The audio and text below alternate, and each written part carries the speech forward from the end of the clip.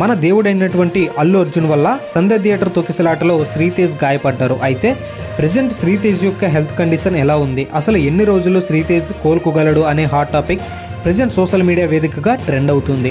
అయితే రీసెంట్గా ప్రొడ్యూసర్ దిల్ రాజు మరియు ప్రొడ్యూసర్ అరవింద్ ఇద్దరు కలిసి శ్రీతేజ్ ట్రీట్మెంట్ తీసుకున్నటువంటి కిమ్స్ హాస్పిటల్ను సందర్శించారు.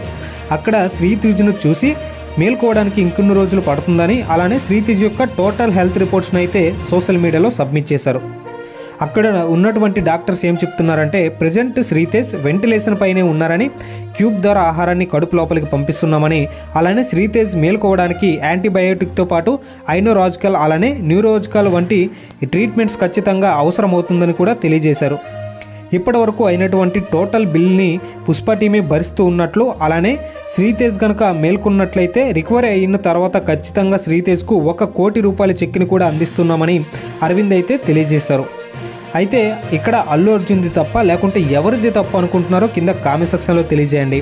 అలానే మన దేవుడైనటువంటి అల్లు అర్జున్ చేసిన పనికి మన వీడియోని లైక్ చేసి ఛానల్ని అయితే సబ్స్క్రైబ్ చేసుకోండి.